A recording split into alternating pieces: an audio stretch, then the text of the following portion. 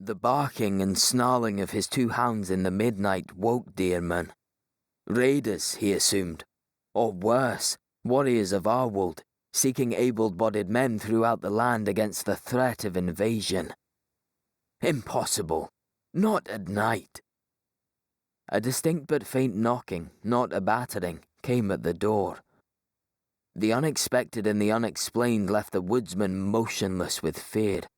His hounds might not be adequate protection against armed intruders, so he thrust his Saxon to his belt, kicked the animals quiet, and lingered at the door, reluctant to open without identification of the prowlers. The dog's menacing raised hackles and bared teeth confirmed a presence outside his dwelling. Again, someone knocked. Who goes there? Who are you? The ealdorman called, hesitancy in his voice betraying his apprehension. In the silence, he repeated, Speak! Who is it out there? No noise alerted him, so he lifted the bar and inched the door open, wide enough to view the threshold, his body rigid to prevent any sudden attempt to enter. The pallid moonlight revealed no living soul, until, lowering his gaze, he made out the gore-encrusted shape of a wounded warrior.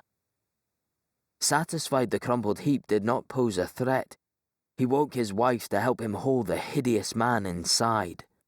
Bring fresh straw, woman, and be quick. Set a pot over the fire. We need hot water. The man is scarcely alive. His woman obeyed his orders without uttering a word, knowing her place when it concerned fighting men. Once the fellow lay unconscious on the improvised pallet, however, she assumed the role of nurse, removing his helm and ordering her husband to take off the mail shirt. With great care, she cut back the breeches to reveal the extent of the leg wound. Her eyes met those of her man, confirming the miracle that the stranger yet lived. He had suffered a deep cut to his shoulder, a gaping slash to his leg, and lesions across his face. A mixture of congealed blood and mud from the battlefield sealed them, disguising his features. The ealdorman sat at a wooden table scrutinizing his wife, clean away the filth obscuring the man's countenance, with swatches of white linen torn from a threadbare undergarment.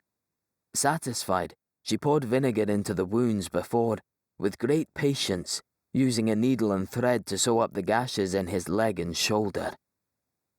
Will he live?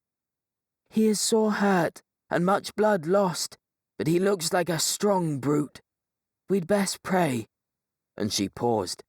To whichever god our world has chosen this time of year for. Do not mock our king. We have much to thank him for, and you better remember it. He will protect us to the end. But his voice carried little conviction. I fear there is war, and we'll find out if the strength of this wretch prevails. The warrior groaned.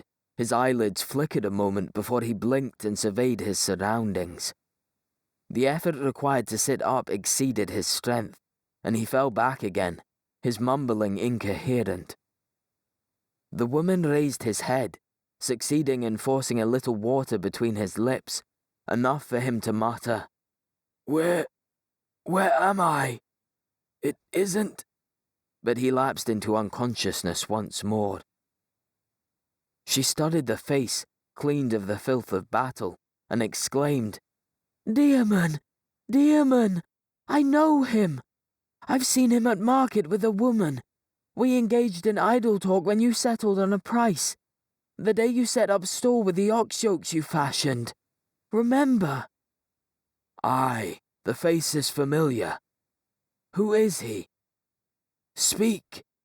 He goes by Wolflaff, a churl of the ealdorman across the estuary at Serdixford, and their homestead is north-east one day hence.